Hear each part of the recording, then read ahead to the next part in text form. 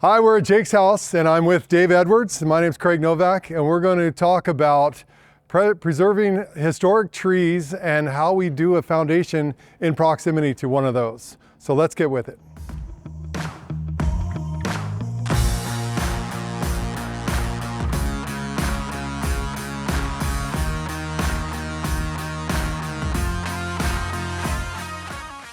So Craig, we've done previous videos on the waterproofing detailing that we've had to do around the rest of this foundation. And here we talked earlier about the shoring requirements around this tree. And this is an amazing tree, and the city is super protective of trees here. So tell us what we had to do to pour a foundation right up against the shoring and make sure that it never leaked and it was still insulated. Let us know what's going on here. So with shoring, you usually create a gap between the foundation and the actual shoring so that work can be done for waterproofing. Well, in this instance, we can't dig further towards the tree because we'll damage the root zone. Typically, wherever the canopy is, there's roots. So we're quite close to that area. In order to put this shoring, which is called blind side shoring, so they use the shoring as part of the formwork for the concrete wall. So it's not that precisely placed until they get to the top area where this is exposed, then they put some fine-tuned forms exactly where they ought to be. Got it. So this rough shoring has concrete quite thick compared to the rest of the house. So the shoring is made up of the soldier piles, and then this is called lagging, these pressure-treated 4x here in the ground. Those are stacked all the way down, and from the top of our mat slab, which was waterproofed up onto the face of the shoring, they then had to add a layer of water. They built it backwards. So currently we're doing some waterproofing around the corner here that we're building it in the normal routine. You add the waterproofing to the face of the concrete, add your insulation layer, add your drain planes, and then continue out away from the building. Here you actually added your drain plane, added your insulation, and then you put your waterproofing layer last because of all the steel had to be tied, and then the internal form is set. Got it. Okay, so what I'm seeing right now, just to break this down, so these giant steel beams that we're standing on, those are called soldier piles. And then the wood in between it is really holding up all the dirt. So the soldier piles hold the wood and the wood holds the dirt. Correct. And then all this waterproofing. So what is this material right here? Because it's kind of crazy looking. So this is a filter fabric, so water can pass through, but soil doesn't.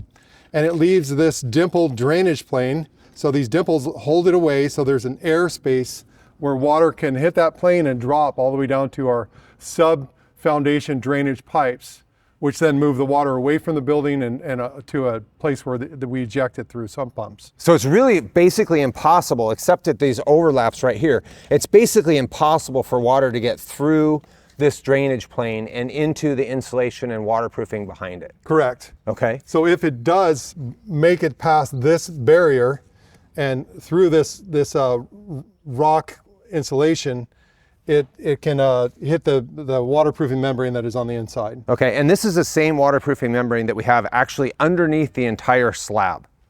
No, we actually used a different material underneath that could handle more compressive feature, but it is an insulation layer that we're basically surrounding the entire foundation with insulation to create a thermal break so you don't have energy transfer from the outside ground into the concrete itself. So this stops thermal transfer, and then this stops any moisture. And is this the same moisture layer that's underneath the foundation? Yeah, this is the same that's underneath this foundation. It's a very thick, heavy mill. Okay. They call it a blindside product. Okay. And then what's on the rest of the foundation, we use a thinner product that is adhered with a primer on the concrete. Okay. And is this really the least preferred way to do this, and we only have to do it because of the tree? Or does this happen all the time and they do it this way? Only when you have restrictions. Okay. So if you have an ease of moving the shoring away from what you're trying to build, it's actually more efficient to do that style. You use less concrete. Okay. And it's just more precise all the way around. And the other side, we saw in previous videos, we had a giant rock garden, essentially a big stack of rock that allowed the water to drain through, but we don't have it here. And so we're actually depending more on this drainage plane and more on this waterproofing in this area than we did on the other areas. Absolutely. So, and we're depending on the tree to take up the water. Oh, okay. Because that's it's a very large cedar. Okay. And it will basically ingest the water that's permeated in this area. Okay. And who determined that we have to do all these soldier piles and everything?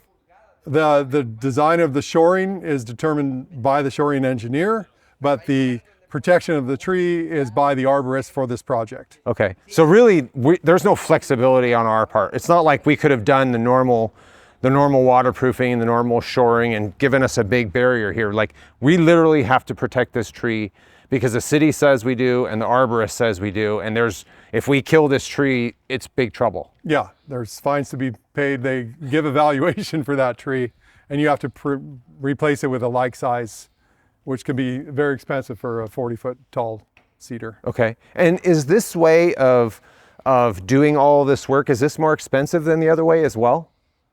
I think it's comparable because there's steps that you're not having to do here that you have to do elsewhere. Okay. So the backfilling of gravel, we already have, the land is already backfilled. So it's a trade-off. Okay. So really the main reason to do the other way is it's easier to do really, really well. And we get that additional layer of that rock as another safety barrier for any potential water infiltration into the basement. Yeah, the amount of gravel that's going around the rest of this building, I don't think we'll have any opportunity for moisture to make it to even this first layer of protection. Okay, great. So as we've seen, we have to design our buildings and design our foundation and drainage systems and protection systems based on the conditions of that site. Not only the location of this house within the ecological system and the environment of the Bay Area, but literally with respect to adjacent trees. We have to figure out what works for that specific space, use consultants, whether they're arborists or geotechnical engineers or structural engineers, to figure out the best way to implement all of these things so we get a nice tight house that will stay good and comfortable for generations. If you're interested in looking more about this project or about other projects or learning more about building science or green building, please hit subscribe as we show you how to build a better way.